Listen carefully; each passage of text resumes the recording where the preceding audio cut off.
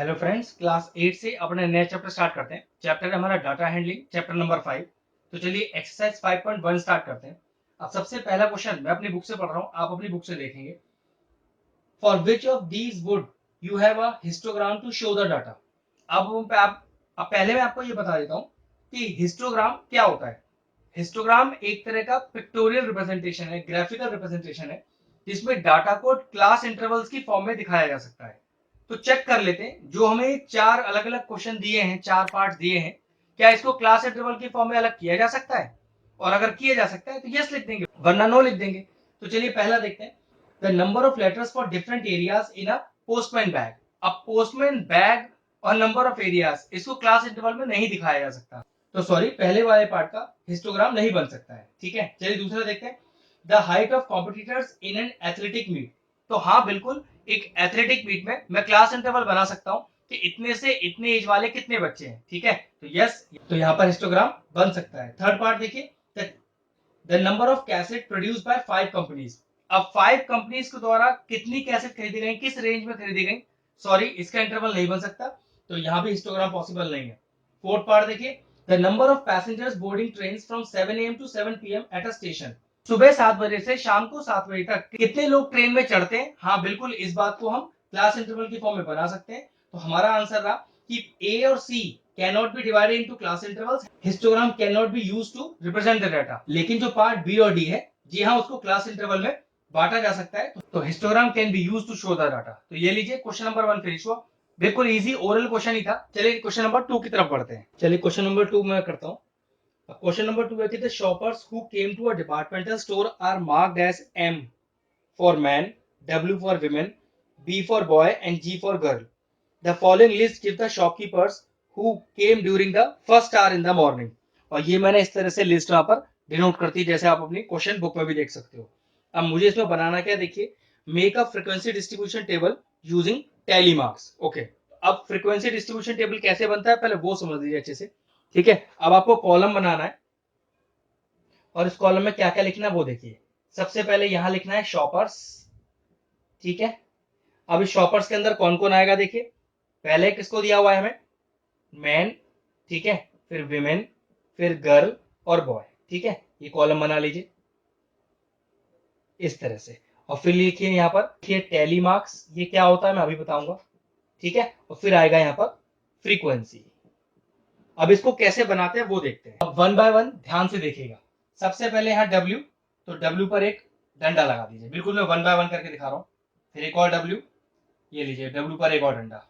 फिर एक और डब्ल्यू, एक और डंडा। जी पर एक डंडा, बी एक डंडा। ध्यान से कीजिएगा, अगर एक भी मिस हो गया तो आंसर गलत हो जाएगा। फिर एक और डब्ल्यू, एक और डंडा, एक और डब्ल्यू। ध्यान रखिए, जब 4 डंडे होता है तो 5वां इसे काटने के लिए होगा। ठीक, एम सिंगल, जी ये लीजिए, एक और जी ये लीजिए, एम ये लीजिए, एक और एम ये लीजिए, डब्ल्यू। अब फिर से चालू होगा, एक और डब्ल्यू, एक और डब्ल्यू, एक और डब्ल्यू। ठीक, जी ये लीजिए, बी ये लीजिए, एम ये लीजिए, डब्ल्यू ये फिर कट गया। ठीक है, बी ये लीजिए, जी ये लीजिए, कट गया। एक और जी, फिर से चालू हो जाएगा, एम ये लीजिए, कट गया। डब्ल्यू फिर चालू, एक और डब्ल्यू ये लीजिए, एम फिर से चालू, एम ये लीजिए, एक दो तीन डब्ल्यू एक साथ। ठीक है, एक दो और ये मैंने काट दिया। ठीक है, काट तो डायरेक्ट भी सकते हैं। एम, तो ये लीजिए, डब्ल्यू ये लीजिए।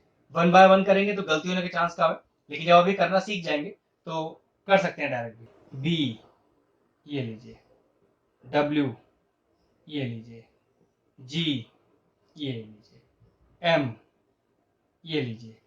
अब 4 डब्ल्यू एक साथ है तो ध्यान रखिएगा, 1 2 3 और 4। ठीक है, फिर जी ये लीजिए, फिर डब्ल्यू ये लीजिए। अब 2 एम एक साथ है तो 1 और 2, ठीक है जी, 2 W एक साथ है, 1 और 2, M ये लीजिए, W फिर कट गया, G W ये लीजिए फिर चालू हो गया, M ये लीजिए, G कट गया, W एक और डंडा, 2 M है तो 1 और 2, B कट गया, 2 G है, 1 2 और लास्ट में एक W, ठीक है। तो ये तो हो गए आपके टैली मार्क्स कि जो जो आपको लेटर यहाँ गिवन था उसके हिसाब से मुझे एक डंडा लगाना है, और जब 4 डंडे पूरे हो जाएंगे तो 5वां डंडा उसे क्रॉस कर देगा। अब देखो कुल मिला के फ्रीक्वेंसी कितना आया, तो हर 5 का ही तो है, 5 10 और 15, ये लीजिए 5 10 15 20 25 और 3 28, 5 और 10 और 2 12 और ये 5, गिन लीजिए टोटल कितना आया, इसका टोटल और इन सब का टोटल सेम आना चाहिए, तो गिनते हैं 5 और 5 10 और 2 20, 2 हो गया कैरी, तो 2 3 4 5 और 6 काउंट कर लीजिए, ये आपके पास टोटल फ्रीक्वेंसी जो होगी वो 60 ही होगी। तो ये लीजिए ये बन गया आपका फ्रीक्वेंसी डिस्ट्रीब्यूशन टेबल। अब देखिए इसे ग्राफ में प्लॉट करना है, तो मैंने y एक्सिस और x एक्सिस बना लिया है, आप अपने ग्राफ कॉपी बनाएंगे तो यहाँ लिखेंगे x, यहाँ लिखेंगे x डैश, फिर यहाँ लिखेंगे y और यहाँ लिखेंगे y डैश, ठीक है। अब ध्यान रखिएगा ये जो फ्रीक्वेंसी है ये हमेशा y एक्सिस पे आती है, तो मैंने इंटरवल क्या लिए, 5 10 15 20 25 और 30, ठीक है। आप यहाँ 2 4 6 8 10 भी ले सकते थे। अब पहला देखिए, सबसे पहला है मेरा m, तो मैंने यहाँ लिखा m और ये ओरिजिन, फिर आपकी पहली लाइन दूसरी लाइन, ठीक है। ऐसे ही होगा आपके ग्राफ पर भी। तो देखो m कितना है 15, तो 15 पे अपना स्केल रखेंगे और इस तरह से बना देंगे, ठीक है, और इसको शेड कर देंगे, ठीक है। तो चलिए नेक्स्ट है w, तो चलिए यहाँ बनाते हैं w। याद रखिएगा बार ग्राफ के बीच में 2 पॉइंट छोड़ने होते हैं। अब देखिए w पे कितना है 28, लेकिन आपको 28 तो दिखाई नहीं रहा। अब देखिए W कितना है 28, लेकिन 28 तो आपको अपने y एक्सिस पे दिख नहीं रहा, तो 25, फिर याद रखिएगा यहाँ 5, फिर याद रखिएगा यहाँ 10 लाइन का गैप है ना, तो 25 2 लाइन छोड़ के 26, 2 लाइन छोड़ के 27 और 2 लाइन छोड़ के 28, ठीक है। तो यहाँ से लेंगे अपना स्केल और 28 पर ध्यान रखिएगा 2 लाइन छोड़ के एक पॉइंट लेना था, ठीक है, और इसको फिर शेड कर देंगे। नेक्स्ट देखिए क्या है G, जो कि है 12, तो यहाँ फिर एक गैप छोड़िए और यहाँ G, अब 12 देखो 12 भी नहीं दिख रहा, 10 है ना, तो 10 के बाद 2 लाइन छोड़ के 11, 2 लाइन छोड़ के 12, तो ये मैंने लिख दिया यहाँ पर 12 और इसके सीध में रखकर अपना बार ग्राफ बना दिया, स्केल से बनाइएगा, ठीक है। और लास्ट है B, जो कि है 5, फिर एक गैप छोड़ दिया, ये हो गया B और 5 तो डायरेक्ट है अपने पास, ये लीजिए, तो ये बन गया आपका बार ग्राफ। तो क्वेश्चन नंबर 2 आपका कंप्लीट हुआ। चलिए क्वेश्चन नंबर 3 पढ़ते हैं। The weekly wages of 30 workers in a factory are, वो मैंने आपको लिख दिया है यहाँ पर, कह रहा है using tally marks make a frequency table with the intervals. इस बार आपको इंटरवल दिए और वो हमने स्टार्ट कैसे करना है, 800 से 810, 810 से 820 एंड सो ऑन। तो चलिए बनाते हैं अपना फ्रीक्वेंसी डिस्ट्रीब्यूशन टेबल। तो यहाँ पर हमें क्लास इंटरवल तो दिया ही हुआ है कि हमें स्टार्ट कहाँ से करना है, ठीक है। तो यहाँ मैंने लिखा CI, जिसको बोलते हैं क्लास इंटरवल, और स्टार्ट कहाँ से करना है, हमें 800 से स्टार्ट करना है और 10-10 का गैप लेना है। यहाँ हो गया 810 से 820, फिर 820 से 830, ध्यान से 830 से 840, फिर 840 से 850, 850 से 860, 860 से 870, फिर 870 से 880, फिर 880 से 890। हमेशा ध्यान रखना अगर 880 से 890 आया है तो 890 यहाँ पर नहीं आएगा, आपको एक और लेना पड़ेगा 890 से 900। कहने का सिंपल सा मतलब हुआ कि अगर 890 मुझे प्लॉट करना है तो वो यहाँ नहीं, लास्ट वाले में आएगा। अब यहाँ क्या लिखना है, यहाँ में लिखना है टैली मार्क्स, पीछे वाले क्वेश्चन की तरह, ठीक है। चलिए स्टार्ट करते हैं। अब सबसे पहला 830, अब देखना 830 यहाँ पर भी, 830 यहाँ पर भी, कहाँ आएगा, नीचे वाले में आएगा, ये लीजिए एक डंडी बन गई, ठीक है। फिर 835, 830 से 840 के बीच में, ये लीजिए एक डंडी और 890, हम मैंने कहा था ना 890 है दोनों में, तो यहाँ नेक्स्ट वाले में आएगा हमेशा 810। अब 810 यहाँ पर भी और यहाँ पर भी नेक्स्ट वाले में आएगा, ठीक है। 835, 830 से 840 के बीच में आएगा। 836 ऑब्वियस सी बात है, 830 से 840 के बीच में आएगा, 4 डंडे हो गए यहाँ पर। 869, 869 आएगा 860 से 870 के बीच में, ठीक है। 845, अब 45 तो 840 से 850 के बीच में। 898, तो 898 कहाँ आएगा, 890 से 900 के बीच में। ओके, एक बड़ी क्वांटिटी 898 भी थी, लेकिन हमने तो 900 तक ले रखा है, तो बीच में तो आ ही जाएगा ये। नेक्स्ट 890, 890 ये लीजिए नीचे वाले में आएगा। 820, 820 दो 820 है, पक्की बात नीचे वाले में आएगा। 860, दो 860 है लेकिन नीचे वाले में आएगा। 832 ये लीजिए कैंसिल हो गए चारों, ठीक है, मतलब 5 हो गए टोटल। 833 इसी में आएगा, एक डंडी आ गई। 855 ये लीजिए यहाँ आएगा। 845 यहाँ आएगा। 804 पहले वाले में आएगा। 808 पहले वाले में आएगा। 812 दूसरे वाले में आएगा। 840 देखिए दो 840 है तो नीचे वाले में आएगा। 885, 885 यहाँ आएगा। नेक्स्ट 835, 835 यहाँ आएगा। 835 फिर यहीं आएगा। 836 इसी में आएगा। 878 ओके वो आएगा 870 से 880 के बीच में। 840 दो 840 है नीचे वाले में आएगा। 868 तो 868 आएगा 860 से 870 के बीच में। 890 दो 890 है नीचे वाले में आएगा। 806 सबसे ऊपर वाले में आएगा। और 840 फिर दो 840 है नीचे वाले में आएगा, तो कैंसिल आउट हो गया, ठीक है। अब क्या लिखते हैं, फ्रीक्वेंसी, तो गिनते हैं, ये है 3, ये 2, ये 1, 5 और 4 9, ये 5, 1, 3, 1, 1 और 4, काउंट कर लेते कितना आ रहा है। इसकी टोटल काउंटिंग और इसकी टोटल काउंटिंग सेम आनी चाहिए, क्योंकि दिया हुआ है आपको वहां पर टोटल 30 वर्कर्स का ही आपको यहाँ वेजेस दिया हुआ है, तो काउंट कर लेते हैं। तो 4 और 1 5 और 1 6, 6 और 3 9 और 1 10, 10 और 15, 15 और 10 24, 25 26 27 और ये टोटल आ गया आपका फ्रीक्वेंसी 30। इसका मतलब ये हुआ कि फ्रीक्वेंसी डिस्ट्रीब्यूशन टेबल मेरा परफेक्ट बना है। क्वेश्चन फिनिश हुआ। चलिए स्टार्ट करते हैं क्वेश्चन नंबर 4 एक्सरसाइज 5.1 का। क्वेश्चन पढ़ो तो लिखा है कि draw a histogram for the frequency table made for the data in question number 3। मतलब क्वेश्चन नंबर 3 में हमने जो फ्रीक्वेंसी डिस्ट्रीब्यूशन टेबल बनाया था, इसी पर बेस्ड आपको हिस्टोग्राम बनाना है। अब हिस्टोग्राम क्या था, हिस्टोग्राम क्या होता है, जो हमारी टेबल होती है उसका पिक्टोरियल रिप्रेजेंटेशन होता है ग्राफ पर। तो चलिए वही बनाता हूँ। चलिए सबसे पहले हम क्या बनाते हैं, सबसे पहले हम बनाते हैं एक्स एक्सिस और वाई एक्सिस। उसके लिए क्या करें, सबसे पहले अपना स्केल रख के एक्स एक्सिस को ड्रॉ करें, ठीक है। ये लाइन एक्स एक्सिस की मैं ड्रॉ कर रहा हूं, पूरा पीछे तक ले जाए इस तरह से, ठीक है। नाउ वाई एक्सिस बनाए, ये वर्टिकल लाइन जो होती है वो वाई एक्सिस की होती है, तो ये लीजिए स्केल की हेल्प से ही बनाए, थोड़ा और ऊपर तक ले जाए, ये लीजिए, ठीक है।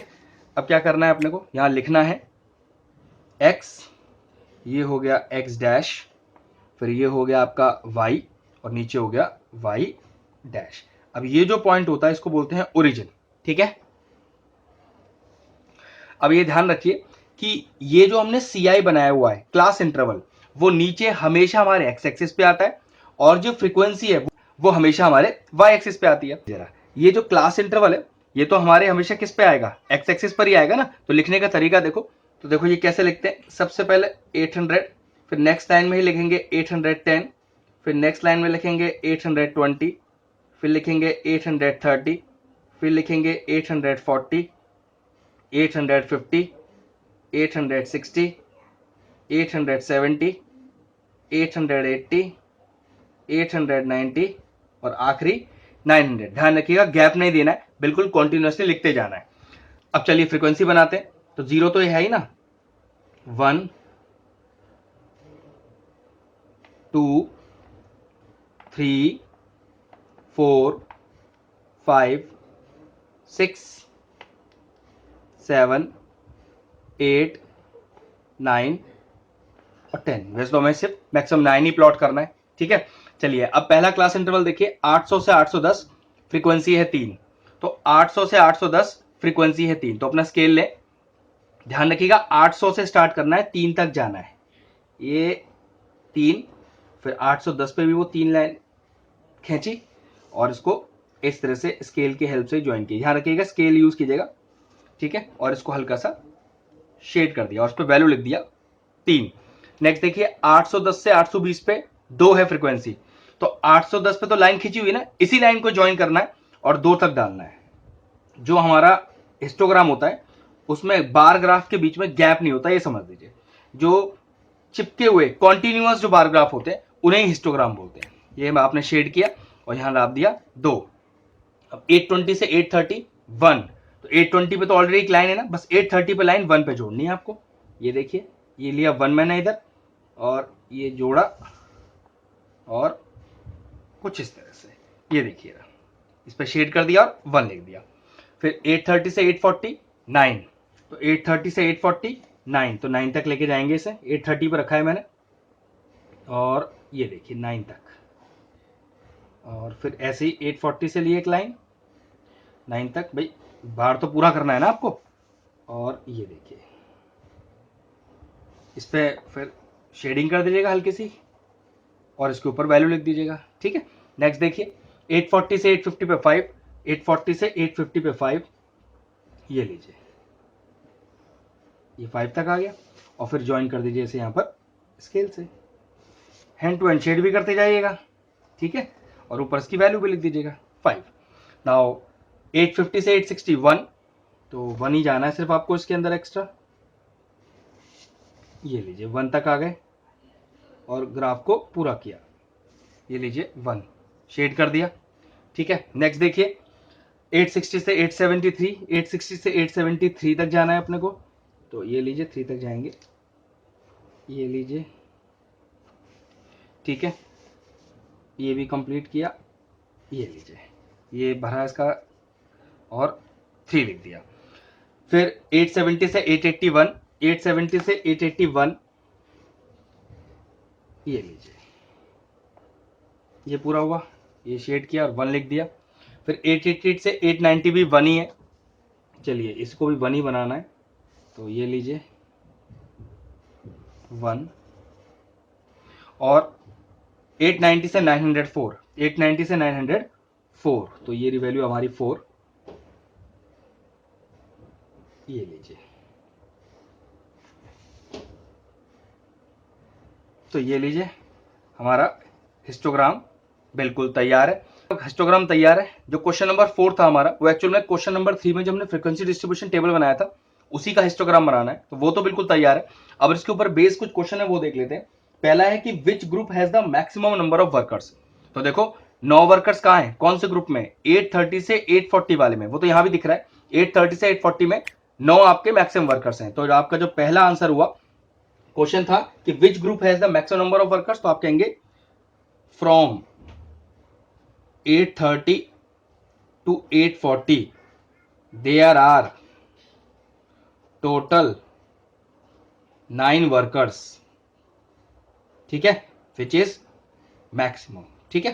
तो हमारे पास मैक्सिमम वर्कर कौन से ग्रुप में थे, 830 से 840 के बीच में। अगला देखिए how many workers earn rupees 850 and more, जो वर्कर 850 या उससे ज्यादा कमाते हैं, तो ध्यान रखिएगा ये 850 जहां से स्टार्ट हो रहा है बस, तो 1 2 3 4 और 5, कहने का मतलब है जहां से 850 स्टार्ट हो रहा है वहां से नंबर ऑफ वर्कर्स जोड़ते जाइए, तो 1 + 3 + 1 + 1 + 4, तो 1 + 3 + 1 + 1 और +4 कितने हो गए, 4 5 6 7 8 9 और 1 10, तो कुल मिलाकर 10 वर्कर ऐसे हैं जो कम से कम 850 या उससे ज्यादा रुपीस कमा रहे हैं। थर्ड क्वेश्चन देखिए how many worker earn less than 850, जो 850 से कम है, मतलब 850 वाली लाइन आपकी लिमिट रहेगी, तो कैसे स्टार्ट करेंगे, 3 2 1 9 और 5, मतलब 850 के बाद नहीं आ सकते, 850 तक, तो 5 तक ऐड करना है, तो ऐड करेंगे 3 2 1 9 और 5, ठीक है। तो चलिए ऐड कर देते हैं 3 2 1 9 5, देखिए कितना होगा, 9 और 1 10 और 15 और 20, तो कुल मिलाकर 20 वर्कर्स ऐसे हैं जो 850 रुपए से कम कमा रहे हैं। ये लीजिए क्वेश्चन नंबर 4 हमारा कंप्लीटली फिनिश हुआ। चलिए क्वेश्चन नंबर 5 करते हैं। The number of hours The number of hours for which student of a particular class watch television during the holiday is shown through a given graph. ये आपको देखो graph मैंने बना दिया है यहाँ पर, ठीक है। कह रहा answer the following question. For how many hours did the maximum number of student watch TV. अब देखो ये जो एक्स एक्सिस है, अगर मैं आपसे बोलूं कि ये जो एक्स एक्सिस है ये दिखा रहा है नंबर ऑफ आवर्स, और ये जो वाई एक्सिस है, ये लीजिए इसको वाई एक्सिस बोलते हैं, तो ये दिखा रहा है नंबर ऑफ स्टूडेंट। तो पहला क्वेश्चन कह रहा है for how much hours did the maximum number of student watch TV. तो सबसे ज्यादा कितनी देर के लिए बच्चों ने टीवी देखा? 4 to 5 आवर्स के लिए। देखो कितने बच्चों ने टीवी देखा है? मैक्सिमम 32 बच्चों ने टीवी देखा है। तो पहले क्वेश्चन का आंसर क्या हुआ? देखो कह रहा है कि for how many hours is the maximum number of student watch TV. 32 students watch TV. फिर समझ लीजिए कि 4 से 5 घंटे में, 4 से 5 घंटे पर 32 बच्चों ने टीवी देखा है, जो कि मैक्सिमम नंबर है ग्राफ के लिए। अगला देखिए how many student watch TV for less than 4 hours. अब 4 घंटे से कम देखने वाले बच्चे कितने हैं टीवी? वो देखिए ये तो 4 की वैल्यू है, तो इससे ऊपर तो जा ही नहीं सकते। तो 4 से पहले कुल कितने बच्चे हैं? 22। तो देखिए ये 22, फिर 2 से 3 8 और 1 से 2 4। तो कुल मिला के कितने सारे बच्चे हैं ऐसे जिन्होंने 4 घंटे से कम टीवी देखा है? 4 + 8 और +22, तो कुल मिला के हो गए 30 और 34। तो कुल मिला के 34 बच्चों ने 4 घंटे से कम टीवी देखा है। इसका एक पार्ट और भी है जो मैं अपनी बुक से पढ़ रहा हूँ कि how many student spend more than 5 hours watching the TV. अब 5 घंटे से ज्यादा कितने सारे बच्चों ने टीवी देखा है? तो देखो ये 5 घंटे तक की लाइन है, तो उससे आगे आइए 5 से 6 और 6 से 7, तो मतलब 8 बच्चे और 6 बच्चे। तो कुल मिला के देखो, थर्ड का आंसर कितना आया हमारे पास? 5 घंटे से ज्यादा कितने बच्चे हैं? 8 बच्चे ये रे, और 6 बच्चे ये रे। तो कुल मिला के हो गए 14 स्टूडेंट्स। तो कुल मिला के 14 स्टूडेंट से 5 घंटे से ज्यादा टीवी देखा है। चलिए स्टार्ट करते हैं एक्सरसाइज 5.2। उसका पहला क्वेश्चन देखिए, कह रहा है कि a survey was made to find the type of music that a certain group of young people like in a city. Joining pie chart, एक पाई चार्ट दिया हुआ है, shows the finding of this survey. तो from this pie chart answer the following question. ध्यान से समझिएगा pie chart क्या है।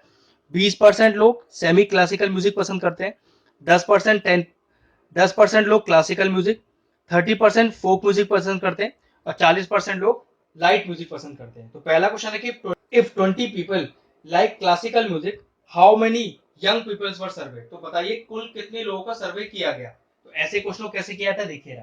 फर्स्ट पार्ट, मान लिया जी कुल x लोगों को सर्वे किया गया, तो लिखेंगे let number of peoples served कितने? x। अब वो क्या कह रहा है, 20 क्लासिकल म्यूजिक सुनने वाले 20 बंदे हैं, लेकिन क्लासिकल म्यूजिक का टोटल तो हमें परसेंटेज पता है 10। तो देखो जरा 10% किसका? टोटल का। ये है टोटल वो जो क्लासिकल म्यूजिक पसंद करते हैं। देखिए कितना आया, ये आ गया x/10। लेकिन ये x/10 तो हमें क्वेश्चन में क्या गिवन है कि ये क्लासिकल म्यूजिक वाले टोटल 20 बंदे हैं। अकॉर्डिंग टू क्वेश्चन ये x/10 इसके बराबर हो गया 20 के। तो यहाँ से क्रॉस मल्टीप्लाई करके देखिए कुल कितने लोगों को सर्वे किया गया। कुल मिला के 200 लोगों का सर्वे किया गया। फिर समझ लीजिए अगर मैंने माना कि टोटल x लोगों का सर्वे किया गया, तो क्लासिकल म्यूजिक पसंद करने वाले कितने परसेंट है? 10%। 10% ऑफ टोटल, जो कि आ गया x/10।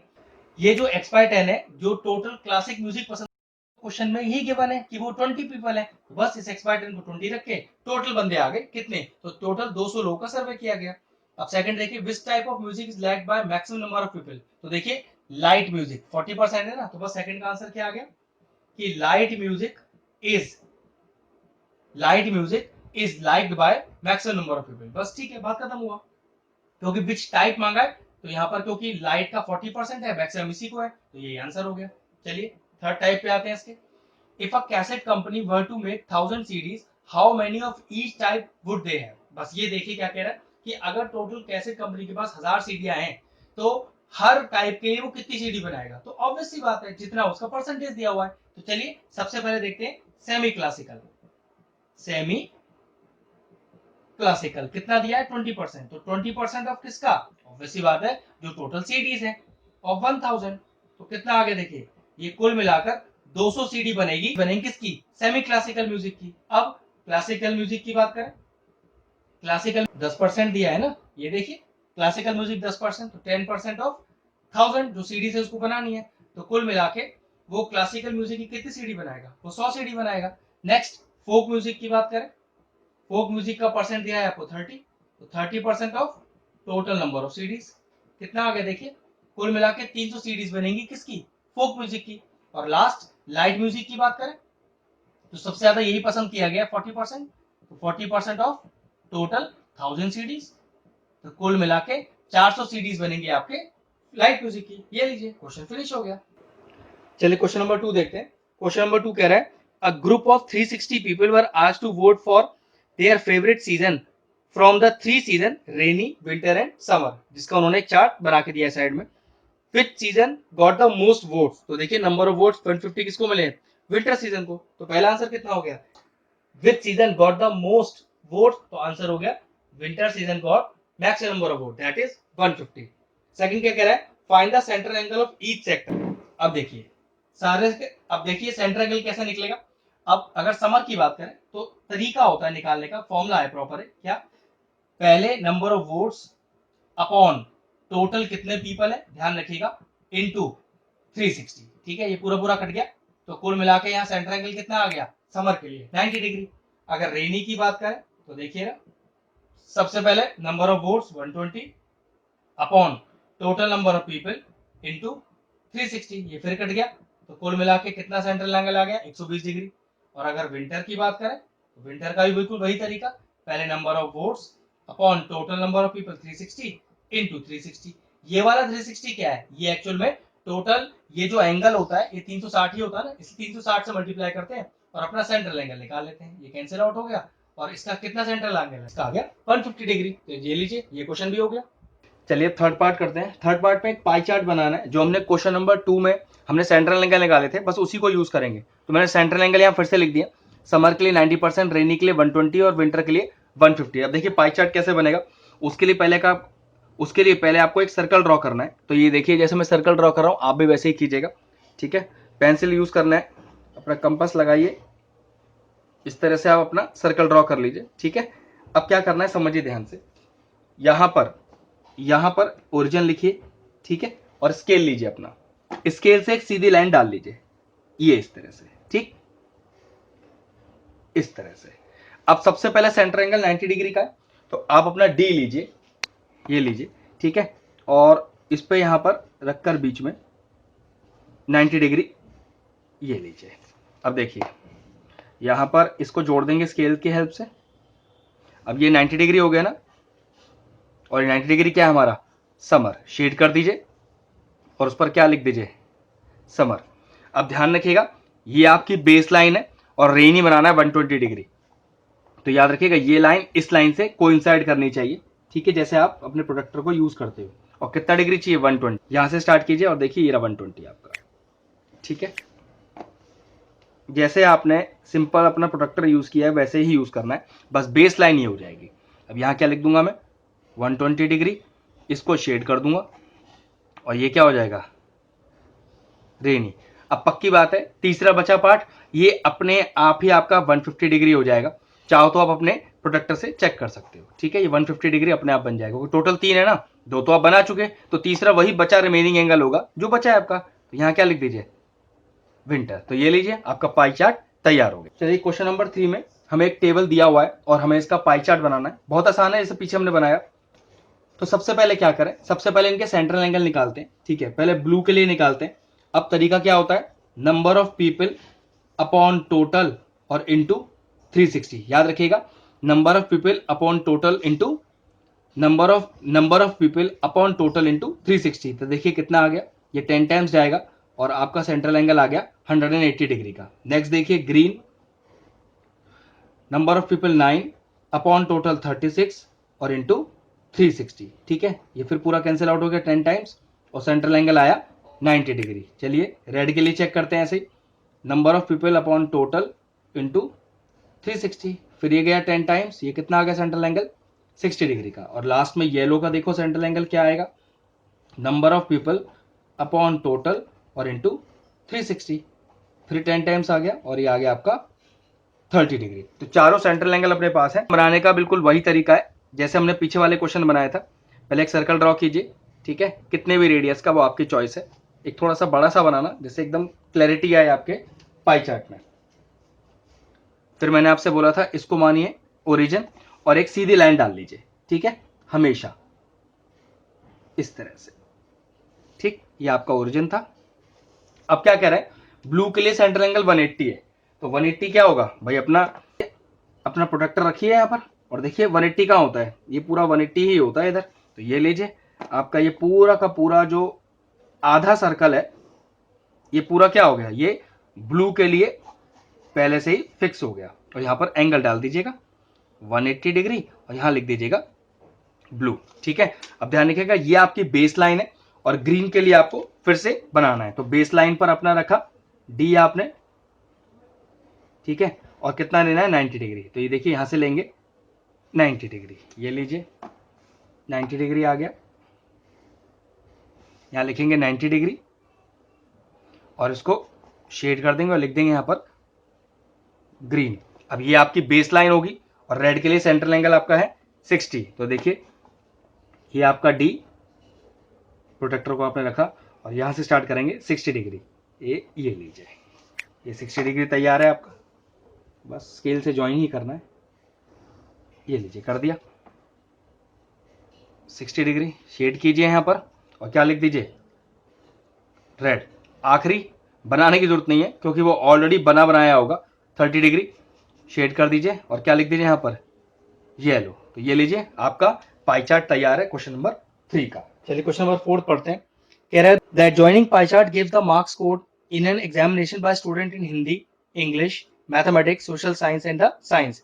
If the total marks obtained by the student were 540, answer the following question. चलिए पहला पार्ट देखते हैं। In which subject did the student score 105 marks. अब हमें बताना है कि 105 नंबर उसे कौन से सब्जेक्ट में मिले। हमें देखो पाई चार्ट के अंदर सेंट्रल एंगल तो दिया ही हुआ है ना, तो हम ये अगर पता कर ले कि कौन सा सेंट्रल एंगल अपने पास है जो 105 नंबर लाता है, तो देखो वो कैसे निकल सकता है। हमारे पास टोटल मार्क्स कितने 105 है ना। अब 105 किस में से आए हैं, पक्की बात है 540 में से आए हैं और सेंट्रल एंगल निकालने के लिए हमें 360 से मल्टीप्लाई करना होता है। चलिए इसको सॉल्व कर लेते हैं।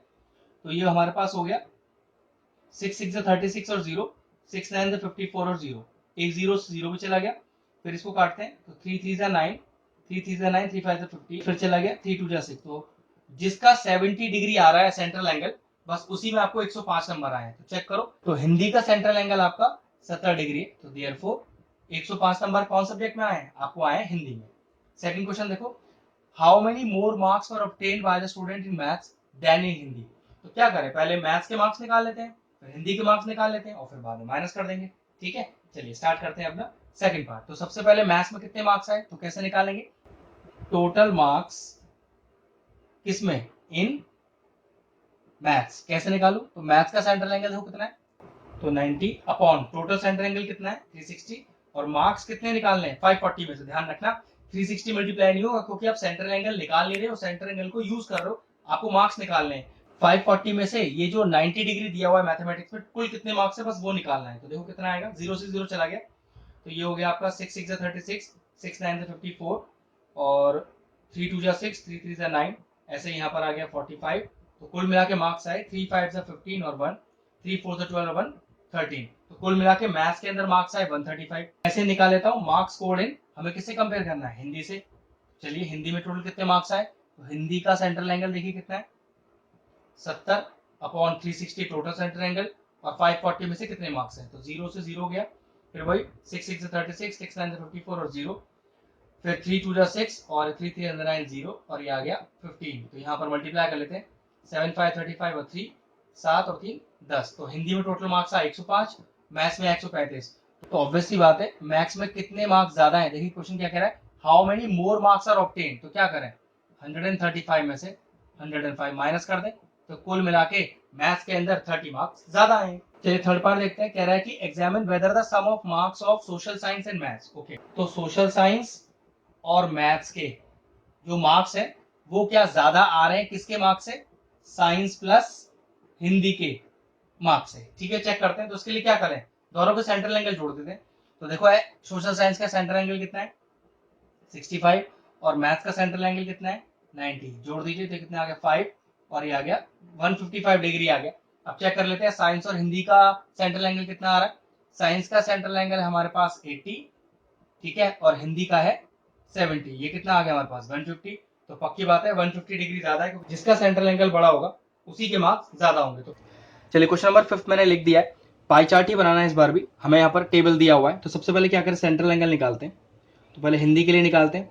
तो कैसे रखते हैं, number of student 40 upon total और इंटू 360। सॉल्व कर लीजिए कितना डिग्री आ रहा है, ये आएगा आपके पास 200 डिग्री। नेक्स्ट लीजिए इंग्लिश, कितना है नंबर ऑफ स्टूडेंट्स, ये है 12 अपॉन टोटल 72 और इंटू 360। सॉल्व कर लीजिए कितना सेंट्रल एंगल आएगा 60 डिग्री। नेक्स्ट है मराठी, तो नंबर ऑफ स्टूडेंट्स आ गया आपके पास 9 और जो टोटल है वो है 72 और इंटू हो गया 360 और सेंट्रल एंगल कितना आया इसका 45 डिग्री। नेक्स्ट लीजिए तमिल, अब तमिल के लिए आपके पास नंबर स्टूडेंट है 7, टोटल तो 72 रहेगा इंटू 360 और ये आपके पास आ जाएगा 35 डिग्री सॉल्व करके। नेक्स्ट है आपके पास लास्ट बंगाली, और इसके लिए नंबर ऑफ स्टूडेंट है 4, टोटल 72 और सेंट्रल एंगल निकालने के लिए 360 से मल्टीप्लाई किया और ये टोटल आपके पास आ गया 20 डिग्री। अब सभी के सेंट्रल एंगल तो तैयार है अपने, अब करना क्या है, अपने को बनाना है पाई चार्ट। चलो वही करते हैं पीछे वाले क्वेश्चनों की तरह। सबसे पहले एक सर्कल ड्रॉ करते हैं। अब इसमें रेडियस आप जो चाहो ले सकते हो, उसकी कोई दिक्कत नहीं है, लेकिन थोड़ा बड़ा ही रखना जिससे कि आपको विजिबल अच्छा रहे। अब सबसे पहले क्या करते हैं, ये जो आपका मिडिल पॉइंट है इसे ओरिजिन लेंगे और एक सीधी लाइन डालेंगे जिसको हमें बेस लाइन बोलना होगा, ठीक है। ये देखिए, ये मैंने सबसे पहले बेस लाइन डाला अपना। अब देखो सबसे पहले सेंटर एंगल 200 डिग्री है। अब दिक्कत है हमारे डी में, हमारे प्रोटेक्टर में 200 डिग्री तो होता ही नहीं है, मैक्सिमम 180 ही होता है। तो क्या करो, ये बचे हुए सारे बना लो। उससे होगा क्या, जो लास्ट का बचेगा वो अपने आप ही 200 डिग्री हिंदी हो जाएगा। बात समझ में आई ना, कि 200 डिग्री हमारे प्रोटेक्टर में ही नहीं है तो हम बनाएंगे कैसे उसे प्रोटेक्टर से। तो कोई दिक्कत नहीं, बचे हुए सारे बना लेते हैं, लास्ट में जो बच जाएगा वो अपने आप ही हिंदी हो जाएगा जिसका सेंट्रल एंगल 200 डिग्री होगा। तो चलो सबसे पहले इंग्लिश बनाते हैं। अब इंग्लिश, तो अपना जो डी है वो बिल्कुल पॉइंट से पॉइंट मिलाइए, ठीक है। और कितना डिग्री चाहिए, 60 डिग्री चाहिए। नीचे वाली लाइन लीजिएगा, ये लीजिए। तो देखिए इसको मैंने जोड़ा, अब ये कितना बन गया हमारा, ये बन गया हमारा इंग्लिश जो कि है 60 डिग्री। ये लीजिए शेड कर दिया और बीच में कहीं लिख दिया आपने इंग्लिश। अब ये आपकी बेस लाइन होगी, ध्यान रखना अगले वाले के लिए। जैसे आपने इंग्लिश के लिए बेस लाइन इसे लिया है, नेक्स्ट वाले के लिए बेस लाइन इसे लेना पड़ेगा। मराठी 45 डिग्री, चलिए रखिए अपना डी इस पर। ये लीजिए रखा मैंने, पॉइंट से पॉइंट मिलाया मिडिल का, और कितना लेना है 45 डिग्री। तो ये लीजिए, ये मेरा 45 डिग्री आ गया। ये बिल्कुल वही है तरीका डी यूज करने का जो आपने छोटे क्लासेस में यूज किया है, ये कोई इसमें लॉजिक नहीं है ज्यादा, ठीक। ये शेड किया और क्या लिख दिया आपने इस बार, मराठी। Next Tamil 35 degree. अब ध्यान रखिएगा ये आपकी बेस लाइन है, तो अपना बीच का डेसिमल से डेसिमल आपने ज्वाइन कराया, ठीक है, बीच का पॉइंट मैच कराया और 35 डिग्री नीचे से लेंगे। ये देखिए ये आ गया 35 आपका। चलिए ज्वाइन कीजिए इसे, ये लीजिए, ठीक है। और ये कितना आया आपके पास 35 डिग्री। शेड किया और नाम क्या लिख दिया, तमिल। लास्ट बंगाली 20। चलिए बेस लाइन आपकी ये रही, रखा आपने अपना डी, पॉइंट से पॉइंट बीच का मैच कराया और 20 डिग्री, ठीक है। नीचे वाली से ध्यान रखना, ऊपर वाला नहीं, नीचे वाला, जीरो से जहां स्टार्ट हो रहा है। ये लीजिए, ठीक है। ये रहा 20 डिग्री आपका, तो ये लीजिए शेड कीजिए, 20 डिग्री लिखिए अंदर और क्या लिख दीजिए, बंगाली। अब लास्ट बच गया, एंगल कितना होगा, मैंने आपको पहले ही बता रखा है, बचा हुआ जो लास्ट वाला होता है वो वही होता है जो आपको चाहिए, 200 डिग्री। बस हो गया काम, शेड किया है इसको और क्या लिख दिया इसके बीच में, हिंदी। फिर ध्यान रखना अगर कोई ऐसा सेंट्रल एंगल आ जाए जो आपके डी में ना हो तो क्या करें, उसको सबसे आखिर के लिए छोड़ दे, आखिर में जो बचेगा वो आपका वही होगा जो आपको लास्ट में चाहिए। तो ये लीजिए आपका पाई चार्ट तैयार है। चलिए स्टार्ट करते हैं अपनी एक्सरसाइज 5.3। पहला क्वेश्चन पढ़ते हैं, list the outcomes you can see in this experiment spinning a wheel. अब आउटकम्स का मतलब क्या होता है, आउटकम्स मतलब हमारे पास कौन कौन से आंसर आ सकते हैं। तो आउटकम्स हो गया आपके पास कौन कौन से आंसर आ सकते हैं, देखो ए आ सकता है, बी आ सकता है, सी आ सकता है, और डी आ सकता है। These are called as outcomes. चलिए नेक्स्ट देखते हैं। नेक्स्ट पार्ट कह रहा है टॉसिंग टू कॉइन्स। अगर मैं दो कॉइन को टॉस करूंगा तो मेरे पास कौन कौन से आउटकम्स आएंगे वो देखते हैं। तो देखिए, तो मेरे पास आ सकता है पहले में हेड और दूसरे में भी हेड। मेरे पास आ सकता है पहले में टेल दूसरे में टेल। मेरे पास पहले में हेड आ सकता है दूसरे में टेल आ सकता है। और मेरे पास पहले में टेल और दूसरे में हेड आ सकता है। बस ये टोटली 4 आउटकम हो सकते हैं अगर आप दो कॉइन को टॉस करेंगे। चलिए क्वेश्चन नंबर 2 देखिए क्या कह रहा है कि when a die is thrown. Okay, अगर डाई थ्रोन होगा तो टोटल आउटकम्स कौन कौन से होंगे। देखिए ना, आउटकम्स डाई थ्रोन होने पे तो एक हो सकता है, दो हो सकता है, तीन हो सकता है, चार हो सकता है, पांच हो सकता है और 6 हो सकता है। List the outcomes of an event of following. ठीक है, अब हम अपना पहला इवेंट देखते हैं कि उसका आउटकम क्या होगा। अब प्राइम नंबर, तो चेक कर लो इसमें प्राइम नंबर कौन कौन से। ध्यान रखिएगा प्राइम नंबर 2 से स्टार्ट होते हैं, तो 2, 3 और 5। तो पहले वाले के जो आउटकम्स है वो है 2, 3 और 5। दूसरा नॉट अ प्राइम नंबर, तो इनको छोड़ दीजिए, उसके अलावा सारे नॉन प्राइम नंबर से होंगे। तो 1, 2 हो चुका, 3 हो चुका, 4, 5 छोड़ दीजिए और 6। तो नॉन प्राइम नंबर्स कौन से हो गए, 1, 4 और 6। तीसरा है अ नंबर ग्रेटर देन 5। चलिए चेक कर लीजिए इसमें 5 से बड़ा नंबर कौन है। ऑब्वियसली बात है, एक ही नंबर है 6। और इसका चौथा पार्ट देखिए क्या कह रहा है। कह रहा है अ नंबर नॉट ग्रेटर देन 5, जो 5 से बड़ा ना हो, मतलब 5 से छोटा हो। तो 1, 2, 3 और 4, ये सारे वो डिजिट्स हैं जो 5 से छोटे हैं। ये लीजिए कंप्लीट हुआ क्वेश्चन नंबर 2। टर्न है क्वेश्चन नंबर 3 का। क्वेश्चन कह रहा है कि find the probability of the pointer pointed on D. Okay, pointed on D in question number 1 का ए। डी आने की प्रोबेबिलिटी निकालनी है। तो प्रोबेबिलिटी निकालने का फॉर्मूला होता है, पहले समझ लीजिए, number of favourable outcome, number of favourable outcomes upon number of total outcomes. इसको एक बार ध्यान से समझ लीजिए, इसका मतलब क्या है। अगर मैं कहूं कि what is called as number of favourable outcome, कि जो आपको निकालना है वो कुल कितने सारे हैं। देखो आपको क्या निकालना है, डी निकालना है। इसमें कुल डी कितने सारे हैं, एक। तो नंबर ऑफ फेवरेबल आउटकम मतलब एन हो गया नंबर और एफ मतलब हो गया फेवरेबल आउटकम। तो कितने हो गए टोटल, डी एक। नंबर ऑफ टोटल आउटकम, ये कुल मिलाकर कितने, तो गिन लो, 1, 2, 3, 4, 5। इसको हम बोलते हैं number of total outcome, N of T, जो कि है आपके पास 5। तो प्रोबेबिलिटी का फॉर्मूला मैंने क्या लिखवाया, नंबर ऑफ फेवरेबल आउटकम जो कि है 1, नंबर ऑफ टोटल आउटकम जो कि है 5। तो हमारे पास डी आने का प्रोबेबिलिटी है 1/5। Next, probability of getting an S from a well shuffled pack of 52 cards. Second part देखिए कि एक 52 पत्तों की गड्डी में एस आने की क्या प्रोबेबिलिटी है। तो सबसे पहले एन ऑफ एफ, एस कितने हैं और टोटल कितने एस है। हमारे पास टोटल 4 एस होते हैं, एस मतलब इक्के, तो ये हो गया 4। अब N of T total outcome, कुल कितने पत्ते हैं 52। तो प्रोबेबिलिटी का वही formula, number of favourable outcome divided by number of total outcome, 4/52 cancel out हो जाएगा और आंसर कितना आएगा 1/13। नेक्स्ट देखिए, probability of getting a red apple. अब यहाँ रेड एप्पल देखो, तो एनएफ क्या हो गया कि कुल रेड एप्पल कितने हैं। तो देखो 1, 2, 3 और 4, 4 रेड एप्पल है। अब यहाँ पर टोटल आउटकम कितने, मतलब ये कुल मिला के कितने एप्पल्स है, 1, 2, 3, 4, 5, 6 और 7। तो प्रोबेबिलिटी का formula, number of favourable outcome upon number of total outcome, answer आ गया 4/7। चलिए क्वेश्चन नंबर 4 की तरफ बढ़ते हैं। Number 1 to 10 are written on 10 separate slips. One slip is chosen. Find the probability of getting number less than 6. जरा ध्यान से देखो, अगर स्लिप पर 1 से 10 तक के नंबर है तो हमारे टोटल आउटकम्स क्या होंगे, पहले ध्यान से समझिए। टोटल आउटकम तो 1, 2, 3, 4, 5, 6, 7, 8, 9, 10। पर्ची पे इनमें से कोई भी एक नंबर लिखा हो सकता है। अगर मैं कहूँ ये कुल मिलाकर है कितने, अगर मैं टोटल आउटकम को टी दिखा रहा हूँ तो टोटल आउटकम कितने हो गए, काउंट कर लो, 10 हो गए।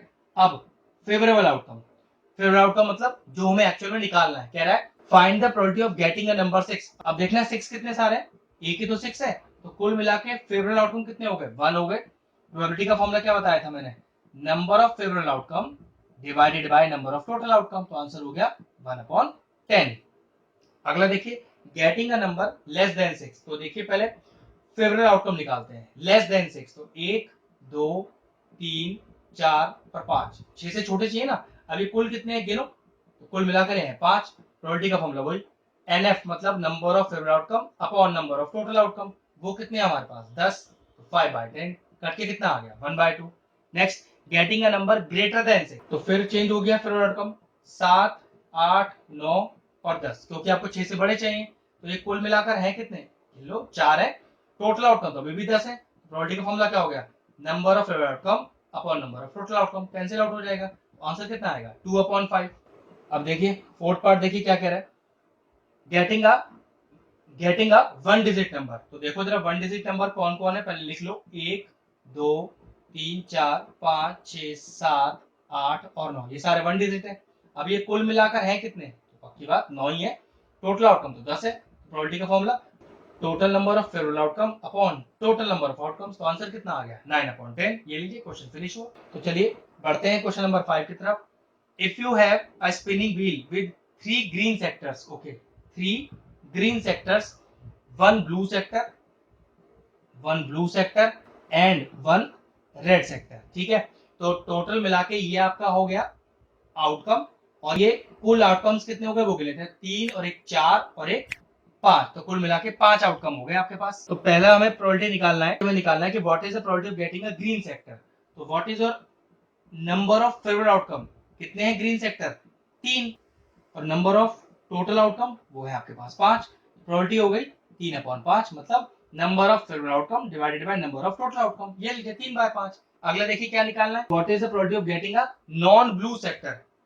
नॉन ब्लू सेक्टर का मतलब कि ब्लू को हटा के दोनों, तो 3 और 1 4। तो यहाँ पर आपका टोटल फेवरेट आउटकम कितना आ गया 3 और 1 4, मतलब ब्लू नहीं होना चाहिए। तो ब्लू ना हो तो कौन सा हो, रेड भी चलेगा ग्रीन भी चलेगा, लेकिन नंबर ऑफ टोटल आउटकम वो नहीं चेंज होंगे, वो तो 5 ही है, वो तो 5 ही है। प्रोबेबिलिटी का फॉर्मूला फिर वही, total number of favourite outcome upon number of total outcome, तो आंसर हो गया 4/5। चलिए बढ़ते हैं क्वेश्चन नंबर 6 की तरफ। क्वेश्चन कह रहा है find the probability of the event given in question number 2, मतलब क्वेश्चन नंबर जो 2 है उसमें प्रोबेबिलिटी भी निकाल के दिखाना है। चलिए मैं क्वेश्चन फिर से करके दिखाता हूं। अ डाई इज थ्रोन, तो आउटकम्स देखिए कौन कौन से आएंगे, 1, 2, 3, 4, 5 और 6। अब मैं आपसे कहूं कि ये टोटल आउटकम है कितने, गिनो, 1, 2, 3, 4, 5, 6, तो कुल मिला के 6 आउटकम है। चलिए अब पहला क्वेश्चन देखिए, और ध्यान रखना इन चारों पार्ट की प्रोबेबिलिटी निकालनी है अपने को। Find the probability of getting a prime number, तो कितने प्राइम नंबर है अपने पास, इसको हम बोलते हैं फेवरेबल आउटकम। तो प्राइम नंबर कहां स्टार्ट होते हैं 2 से, तो 2, 3, 4 नहीं होता और 5। अब ये कुल मिला के फेवरेट आउटकम हो कितने गए, 3 हो गए ना। तो प्रोबेबिलिटी का फॉर्मूला क्या था, NF अपॉन NT, मतलब total number of favourite outcome divided by total outcome, तो 3/6। आंसर कितना हो गया 1/2, मतलब प्राइम नंबर आने की प्रोबेबिलिटी हो गई 1/2। सेकंड पार्ट देखिए, उसका फेवरेट आउटकम निकालते हैं, नॉट अ प्राइम नंबर, तो प्राइम नंबर छोड़ के सारे लिख दो, 1, 2 नहीं आ सकता, 3 नहीं आ सकता, 4 आ सकता है, 5 नहीं आ सकता, 6 आ सकता। तो फिर से यहाँ पर कुल कितने हो गए, 3 हो गए। टोटल आउटकम अभी भी 6 है, तो प्रोबेबिलिटी क्या हो गया, number of outcome upon number of total outcome, 3/6 that is equal to 1/2। चलिए इसका आखिरी पार्ट देखते हैं। A number not greater than 5, मतलब पक्की बात है नंबर 5 से बड़ा नहीं होना चाहिए, या तो 5 के बराबर हो या 5 से छोटा हो, तो ठीक है। कितना हो गया फेवरेट आउटकम, 1, 2, 3, 4 और 5। अब ये कुल मिलाकर कितने हो गए, गिनो, ये 5 ही हो गए। टोटल आउटकम अभी भी आपके पास कितना है, 6 ही है। प्रोबेबिलिटी क्या हो गया, number of favourite outcome upon total number of outcomes, तो देयरफॉर द आंसर इज 5/6। तो ये लीजिए एक्सरसाइज पूरी हो गई और चैप्टर फिनिश हो गया हमारा। तो चलिए अपना वीडियो फिनिश करते हैं। अगर हमारे व्यूअर्स को हमारे वीडियोस पसंद आ रहे हैं तो हमारे चैनल को सब्सक्राइब कर लें और साथ में लगे बेल आइकन को भी हिट कर दें। आपको अगर मैथ से जुड़ा कोई क्वेरी है किसी भी क्लास के लिए, तो वो आप मुझे व्हाट्सएप कर सकते हैं, जो नीचे नंबर आ रहा है। आपका जो सोल्यूशन है मैं जल्दी से जल्दी देने का कोशिश करूंगा।